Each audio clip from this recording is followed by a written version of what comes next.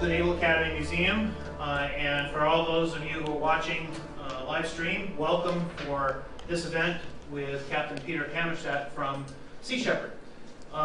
Why this event today? Well, number one, we're co-hosting this event with the new Center for the Study of Private Navies, which Professor Ernst and I founded a short time ago, and the Political Science Department. One of the things we saw on the high seas recently was another Chinese ship being fired upon, a Chinese fishing ship being fired upon by a South American country. And as fish become rarer, as fleets are forced to go further and further out and outside of their territorial waters, there could potentially be these conflicts. Well, what is happening around the world to deal with these issues, specifically of illegal fishing? Well, today, Captain Hammarstedt is going to talk about Sea Shepherd and what they've been doing, especially recently off the coast of West Africa. Captain Hammarstedt does have a license, captain's license. He has gone to Maritime College. He is the director of Sea Shepherd's campaigns. And they've been around for 40 years doing various projects. When you start to look at what they've done around the world, in Mexico, off the coast of West Africa, elsewhere, with law enforcement detachments aboard. These are local law enforcement detachments from the countries. You'll learn a little bit more about them, about the issue as well of fish depletion and its impact on the potential for conflict between countries and how we might look at partnerships between private and public entities. He is here on his way back home to Sweden, and we are very honored that you took the time to come out here, Peter. I met Peter a couple of weeks ago at Carnegie as they were showing Chasing the Thunder, a documentary about the 110-day chase of an illegal fishing vessel. And that chase was conducted by Captain Peter Hammarstedt on one of the Sea Shepherd ships, working with 25 nations and Interpol. So I won't take any more at a time because I'd like you to tell the story. Thank you. Thank you so much. Welcome to the Naval Academy. Thank you. Thank you very much. It's a great honor for me to be here. Let me just start by thanking you so much for your service for the country, your past service, your ongoing service. I'm Swedish American. As an American, I have the greatest respect for the men and women who are willing to make the greatest sacrifice for the freedoms that I enjoy as an American. So thank you very much. If current trends continue within global fishing, then by 2048, all the world's major fisheries will be gone. Elizabeth Kolbert, an anthropologist, wrote about the sixth extinction, the sixth in a line of 5 massive species die-outs, but the first to be caused by us. And she believes that if things remain unchanged, then by the end of the century, 20 to 50% of all plants and animals will be gone. Gone will be the vaquita porpoise. Gone will be the bluefin tuna. Gone will be almost every single species of sea turtle. Now, extinction is not new to human history. Long is the list of species gone, some so fantastical that it's hard to believe that they ever existed at all. Before human beings came to the continent of Australia, across the Australian outback wandered tortoises the size of cars, wombats the size of hippos, and kangaroos that were over 9 feet tall. Now, technological difficulties delayed the full-scale massacre of creatures of the sea. But that was before the invention of the explosive-tipped whaling harpoon. It was before the invention of onboard freezer facilities for massive factory trawlers. And it was before the civilian application of military technologies like GPS and sonar that now ensure that marine creatures have no place to hide at all. When Captain Paul Watson started Sea Shepherd, he created a critical tool for extinction prevention, an organization to protect whales, dolphins, and seals that by necessity has grown from a Save the Whales movement to a Save the Oceans movement. I joined Sea Shepherd about 15 years ago, and in that time, what I've learned is that Sea Shepherd distinguishes itself by 4 main pillars: 4 things that make Sea Shepherd different from any other marine conservation organization out there. Firstly, Sea Shepherd is not a protest organization. Sea Shepherd is a law enforcement organization. We believe that we already have a lot of the laws in place to protect our oceans. What is missing is for somebody to enforce those laws. Since 1986, there's been a global moratorium on commercial whaling, which means that for the past over 3 decades, it's been illegal to kill whales, and yet Japan, Norway, and Iceland have together killed over 40,000 whales. The Galapagos Islands, a World Heritage Site, a marine reserve, protected because Charles Darwin himself came there and did his work on the theory of evolution. It is a protected area, and yet every single day, this marine reserve is invaded by poachers killing sharks for their fins. Sea Shepherd works to uphold international conservation law when governments lack either the political will or the economic means, or sometimes even the jurisdiction to enforce the law. The second thing that makes Sea Shepherd unique is that we don't measure our success by the number of glossy reports that we put out. We don't put out any. We don't measure our success by our membership base. We have a small but very dedicated, passionate membership base. We measure our success by 2 things: the number of lives that we're able to save, and by the number of criminal operations that we shut down. This video shows part of a campaign that we ran down in the Southern Ocean to stop Japanese whaling vessels from poaching whales in a designated sanctuary, the Southern Ocean Whale Sanctuary. What you see is my vessel in the middle between this massive factory whaling ship called the Nishin Maru. Its refueling tanker. Essentially, I was double parking the tanker to prevent them from refueling, and because we were successful in blocking them, we saved 932 whales that year.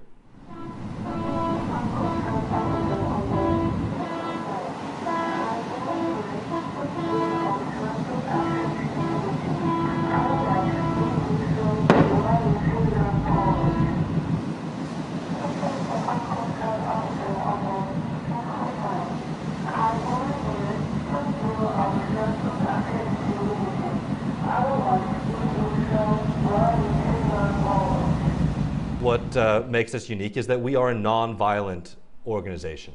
We practice a different type of non-violence than other groups in that we practice aggressive non-violence. And what that means is that we've never caused an injury, certainly not a death, in our entire 40-year history, but we do aggressively get in between poachers and the animals that they're pursuing. For me, it's about being ethically consistent.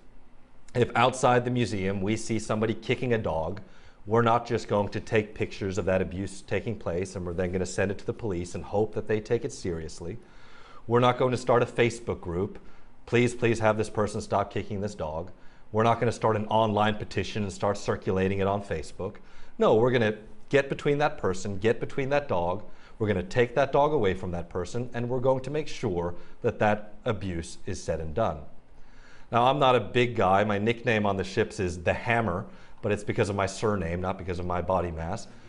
But back home in Stockholm, if I hear a case of domestic violence happening in the apartment next door to mine, I'm not going to call the police and wait for them to show up 2 hours later. I'm going to put my shoulder to that door. I'm probably not going to break it down, but I'm going to try as I can to get that door down, because the truth is that throughout history, evil prevails only when good people stand by and do nothing. Lastly, what makes us unique is that we don't really care what people think about us. And that may sound a little bit strange in that I've come to speak to all of you, but we don't work for people. Our clients are whales, dolphins, seals, fish. That's who we represent. We're not the Swedish Navy or the US Navy. We are the Wales Navy. We work solely for the protection of the oceans. But 15 years ago, the poaching of Patagonian and Antarctic toothfish, an apex predator in the Antarctic ecosystem, was so extensive that 1 out of 3 fish was fished illegally. There was government action by the United States, by Australia, New Zealand, and South Africa that reduced that number of poaching vessels to 6. But these 6 vessels, which we came to call the Bandit 6, operated for over a decade completely unstoppable. They would avoid law enforcement agencies by changing their name and flag constantly. They would repaint their vessels all of the time. An Australian customs plane would fly over these ships, document their criminal activity, and by the time they were over the horizon, the ship would already be operating under a different name. They had what we called James Bond license plates. They would leave a port under one name. As soon as they were outside the territorial sea limit of that country, they would be changing nameplates to a different name. They flagged to countries like North Korea. So diplomatic protests were very difficult. You can imagine Canberra in Australia contacting Pyongyang about an illegal fishing incident in the Southern Ocean. That diplomatic protest is going to fall on deaf ears. So the plan to stop these ships was quite simple. We were going to send 2 ships down to the Southern Ocean, the Bob Barker, my vessel, and the Sam Simon. The Sam Simon would confiscate any illegal fishing gear that we found, taking that destructive net out of the water. And my vessel was going to follow one of these ships for however long it took until some government somewhere took over this citizen's arrest from us. The idea being that as long as we were with this ship, as long as we had eyes on them, they couldn't change their name, they couldn't change their flag. We were going to be this loud hailer running after them, saying this is where they are right now, giving real-time intelligence to law enforcement. We were going to be the spotlight, lighting up their shady business to the world. It took about 14 days to get from Hobart, Tasmania, on the bottom of Australia, to what we called the Shadowlands of the Southern Ocean, a place so remote that it's literally 2 weeks from the nearest port. And after just 2 days of searching, emerging out of the fog among this field of icebergs was the most notorious poaching vessel in the world, the fishing vessel Thunder. I radioed the Thunder. I told them that they were under a citizen's arrest. I asked them to set course for Fremantle, Australia. They looked at the pirate flag. We were flying from the bow. They disregarded my instructions, and thus began what would become the longest maritime pursuit in history. The first thing the Thunder tried to do was to lose us in the heavy ice floes that surround the Antarctic continent. But by allowing the Thunder to break through the ice before us, I was able to trace a warm line in the wake that they made through the ice. They then tried to lose us in the heavy seas that the Southern Oceans are renowned for. 25, 30-foot waves beat and battered the Bob Barker as we pursued them up through the 60s, the 50s, and 40s. Until finally, just south of South Africa, the Thunder tried their third tactic, which was to try to wait us out. They shut down their engine to conserve fuel, and thus began what we refer to as the Great Drift. Now, the Great Drift was the most difficult part of the campaign because of the great uncertainty with the Great Drift. We had no idea how long we would have to wait. I remember my chief engineer would come up every day at noon to give me my fuel figures for the day. We had about 370,000 liters of fuel remaining on board. And because our engine was shut down and only our generator was consuming fuel, we were consuming about 500 liters a day. So with some quick, easy math, I was able to determine that if the drift continued indefinitely, then we could be out at sea for over 2 years. I went down to my chief cook, Priya from Australia, and I asked her, Priya, do we have enough food to stay out at sea for over 2 years? To which she replied, we have enough rice and we have enough beans to survive at sea for 2 years. I gathered my crew together. I said, here's the situation. We have no idea if a government is going to take over this arrest. We have no idea what is going to happen. It could be that after 2 years, this ship slips into port and no government anywhere takes action against this ship. But we are in the best position possible to shut down their operations. And every day we're with this ship, they are not fishing illegally. Our sister ship, the Sam Simon, had just pulled up 50 miles of illegal gill net that had been left behind by the Thunder. And they were heading up to Mauritius to turn over this net as physical evidence to the authorities in Mauritius. And so there was an opportunity for some of my crew to move over to the Sam Simon. And I gave them that opportunity. But out of 30 crew, 26 decided to stay, knowing that they could be out at sea for that amount of time. After several months of drifting, the Thunder began moving again, and we chased them up around the Cape of Good Hope, past Namibia, past Angola, past Congo, Republic of Congo. You're getting a bit of a geography lesson, Congo, Brazzaville, until about 80 nautical miles off the small West African island state of Sao Tome and Principe. 110 days into this chase, I was called up to the bridge because the crew on board the Thunder were wearing life jackets and they had started to abandon ship.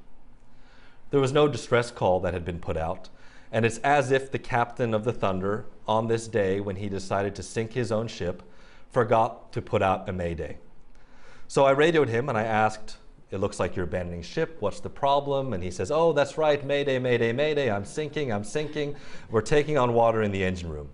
To which I asked if he required any assistance, and he asked for his crew to be rescued. After 110 days of chase across 3 oceans and 10,000 nautical miles, the captain of the Thunder had decided to sink his own ship to get rid of the 30 tons of illegally caught toothfish that were on board. When all 40 crew of the Thunder were in their life rafts, 3 of my crew volunteered to go on board the ship to see what evidence that may have been left behind. They confiscated mobile phones, computer hard drives, nautical charts, evidence that we turned over to Interpol through the German police, which was our next port of call.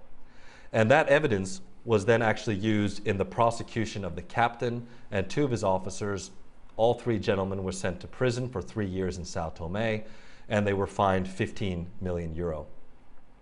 What was inspiring about the chase is that a non-governmental organization was able to do what 10 years of government action failed to do, which was to stop a notorious poacher on Interpol lists for 2 years, blacklisted for 10 years, but nobody was able to stop this ship until a group of passionate and compassionate individuals decided to chase this ship from the ends of the earth all the way up to the Gulf of Guinea. I remember standing on the bridge of my ship that day and thinking, okay, we've been out to sea for 110 days. Why here, out of all the places in the world that the captain of the Thunder could have sunk his own ship, why did he sink his ship 80 miles off Sao Tome and Principe? And when I looked at the geopolitical situation in the area, and when I looked into the resources available to the Sao Tome Coast Guard, I discovered that their small fleet of small boats could only go out about 20 miles off the coast. So the captain of the Thunder could sink his own ship, feeling incredibly confident that nobody was going to come save his vessel. No Coast Guard or Navy was going to come with submersible pumps and was going to keep that ship afloat. He knew that his ship was going to sink.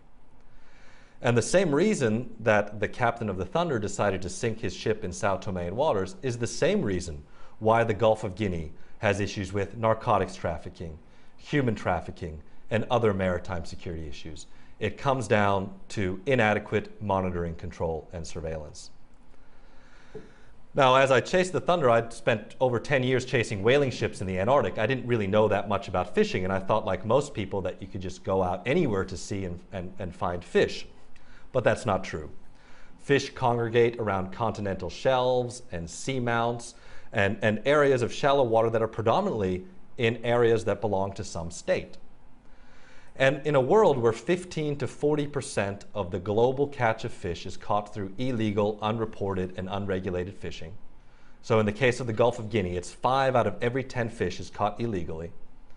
And a world where 90% of the world's fish is caught in the waters of some country actually has the authority to enforce the law in those waters, then if we're serious about saving our oceans, if we're serious about saving our seas, then we must work together with governments whose economic resources are stretched and who have inadequate monitoring, control, and surveillance.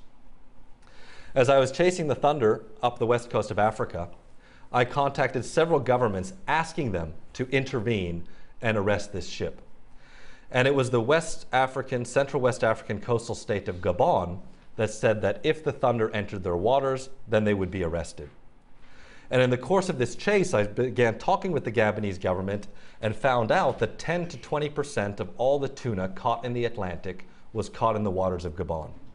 That Gabon had over 20 massive industrial purse seiners operating in their waters, and they'd never been boarded and inspected before. So we signed a historic agreement. We signed a shipwrighter agreement, something that traditionally is signed between two countries. But we did it between civil society and a government. We offered a ship for 6 months. We would provide the crew, we would provide the fuel, and we would provide the ship. And in return, the government of Gabon provided 7 officers with the Navy. They provided 3 fisheries enforcement officers and complete direction and control of where the ship went. Essentially, we were a transportation service for Gabonese law enforcement. The first purser that was boarded, the captain was French. He remarked that he'd been fishing in Gabonese waters for over 20 years, and this was the first time he'd ever been boarded and inspected. And what we discovered is that there was a huge difference between what was reported and what was actually happening at sea. We boarded one French purser that killed 114 sharks as bycatch in one single net of tuna. 114 sharks caught while chasing tuna, one net. When that same vessel was boarded 5 days later and their fishing logs were inspected, they had declared just 5 sharks dead as bycatch. And through the campaign, we were able to discover that even though the European Union had claimed that 3.5% of the tuna catch was bycatch over the past 20 years, that number was actually closer to about 12% was shark bycatch. An alarming number considering that shark populations in the North Atlantic have fallen by as much as 90% in the past 3 decades. We also assisted the Gabonese Navy to make a number of arrests. A Spanish longliner with a license to fish for tuna in Sao Tomean waters. Sao Tome has a maritime security agreement with Gabon, was boarded and inspected. On board the ship, they only had shark fins, not a single tuna, even though they were fishing under a tuna agreement. On board one vessel, about 60 ton of shark fins, destined for the Far East market. In 2 years of patrolling, we'd assisted the Gabonese authorities to do over 80 boardings and inspections. For the Marine Nationale, the Navy, it was many of the officers on board, it was their first time working on a ship of this size. For the fisheries inspectors, it was the first time that they'd inspected fishing vessels at sea. And in the course of these inspections, we assisted Gabon to make 6 arrests, vessels that were brought into port, prosecuted under Gabonese law, generating critical revenue for the country. With the success of Gabon, other countries in the region began to reach out to us. And that brought us to the Republic of Liberia. And I spent a greater part of last year in the Republic of Liberia, a small West African state that was devastated by a 14-year-long bloody civil war and more recently a deadly Ebola epidemic. Days before my vessel, the Bob Barker, arrived, fishermen, artisanal local fishermen in the small border town of Harper, which borders Liberia and neighboring Cote d'Ivoire, complained of daily incursions by foreign industrial trawlers. These vessels would come in every single night. They would run over the artisanal fishermen's nets. They would run over their pirogues and their canoes, and they'd even killed people. And the fishermen went on national radio in Liberia and they pleaded with the Liberian Minister of National Defense to mobilize the Coast Guard to arrest these ships. But the Liberian Coast Guard only had a few small boats donated to Liberia by the United States. But these vessels didn't have the range to go from Monrovia, the capital, to Harper on the border between Ivory Coast and Liberia. So Liberia started working with us. Days after this radio appeal, the Liberian Coast Guard, launching lightning-style raids from the Bob Barker, made their first arrest in waters that had not been patrolled for decades. In 3 months, we assisted the Liberian Coast Guard to arrest 5 illegal fishing vessels. 3 of them were arrested on the border between Liberia and Cote d'Ivoire, and when that 3rd vessel was arrested, the incursions stopped completely. One of those vessels was a ship called the Star Shrimper 25, a Nigerian-flagged shrimping trawler. This was a vessel with permits to export sustainably caught shrimp to the United States. This vessel was caught fishing in Liberian waters without a license. They were caught in an inshore exclusion zone that was dedicated for artisanal fishing, small-scale fishing only. and they were arrested without a turtle excluder device installed in the net. A turtle excluder device is a grate that's affixed to the net to make sure that sea turtles don't get caught in the net. And it was a prerequisite for their export permits to the United States. That wasn't on board either. So the Star Shrimper was arrested, and it was brought back to Liberia for prosecution. The success of our campaigns in Gabon and Liberia meant that other countries began speaking to us as well. And earlier this year, we began working in the United Republic of Tanzania. What's been interesting about our campaign in Tanzania is it's the first time we've really approached the problem from a broader maritime security aspect. And we're now in East Africa, where all of you know, piracy has been a big issue in Somalia. And yet what often isn't talked about in regards to the Somalia piracy paradigm is that the first vessels that were ever hijacked off Somalia were fishing trawlers. Vessels that were fishing illegally in Somali waters, that were fishing there because the government had collapsed due to the bloody civil war and famine that was taking place in Somalia at the time. The first vessels that were hijacked by an unofficial militia Coast Guard. They even called themselves the Coast Guard. Just was much later that it became so much more lucrative to hijack cargo vessels and tankers that business model kind of changed. But nevertheless, illegal fishing can only exist within a situation where there's inadequate monitoring, control, and surveillance, where these illegal fishing vessels take advantage of the same port inadequacies that are taken advantage of by drug traffickers and human traffickers. So in Tanzania, on board our ship, the Ocean Warrior, not only do we have the Navy on board, but we also have the Tanzanian police, we have immigration and customs, we even have somebody from the Drug Enforcement and Control Agency on board that ship. In the first month of patrolling, we assisted the Tanzanian authorities to arrest 3 illegal fishing vessels that were killing sharks for their fins. We also assisted them in documenting what the legal vessels were doing, and when that third arrest happened, 19 of the legally licensed fishing vessels in Tanzania all fled Tanzanian waters to avoid inspection. Tanzania then, amazingly, because each fishing vessel fishing in Tanzanian waters has to subject itself to a post-fishing inspection in a port in Tanzania, decided to fine each of these vessels $360,000. And it goes without saying that none of these vessels have been back since. That cooperation is now expanding to other countries in the region as well. So I wanted to show you a quick video that kind of showcases what that cooperation looks like, so you can see it kind of secondhand what a working relationship between civil society and government looks like.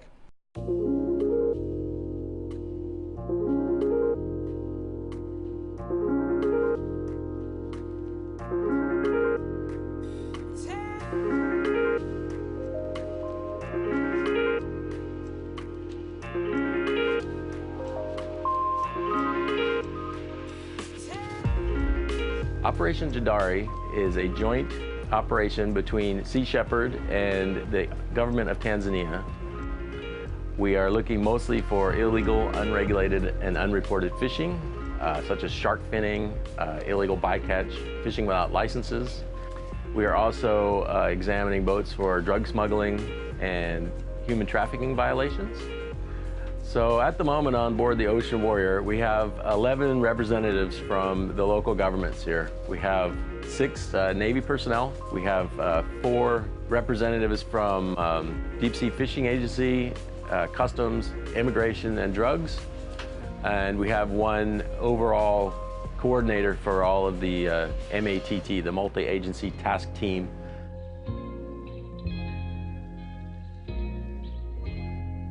Tanzania's EEZ starts at 12 miles at the national limit and then goes out 200 miles offshore from there. So it's quite a large area that they control, and any vessel fishing within that area or anyone mining or doing any sort of economic exploitation in there has to have the permission of the Tanzanian government.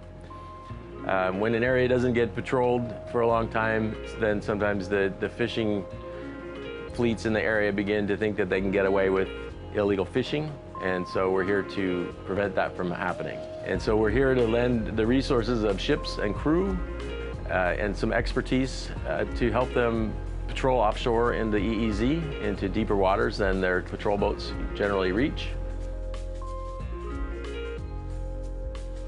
Sea Shepherd is working around Africa and West Africa with several other governments doing similar sorts of joint ventures.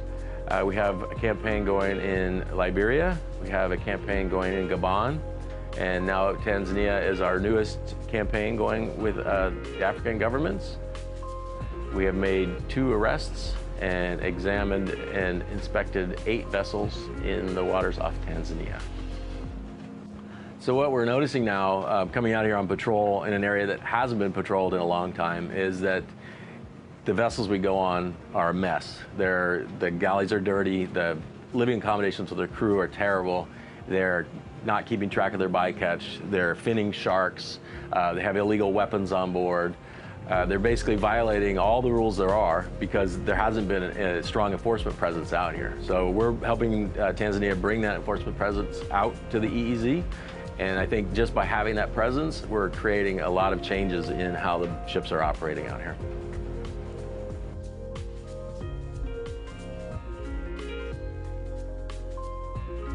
It's always sad to see the conditions that a lot of these guys have to work in. It's one of the hardest jobs there is anyhow, to go out there and fish, but then to see people treated like slaves on board the ships and kept in just deplorable conditions with no way to get off the ships. Another one of those prices that we pay for our seafood is not just the destruction of the environment and all the bycatch and the sharks and turtles and seabirds that are killed to get your tuna fillet.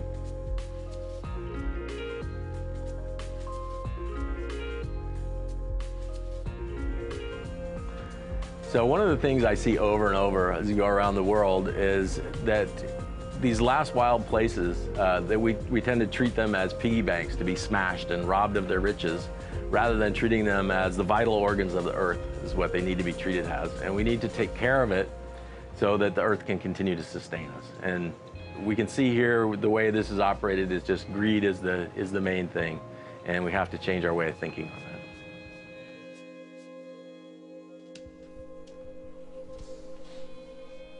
The United Nations FAO believes that 2/3 of the world's fisheries are fully exploited. Another 26% are overexploited, which means that just 10% of the world's fisheries are actually at a healthy level. And that's an incredibly frightening thing when you recognize that over 50% of the world's population depends on the oceans for their survival. Too often, illegal fishing has been seen as an administrative problem. You're fishing without a license, so we'll give you a fine, and then you can move on with your business.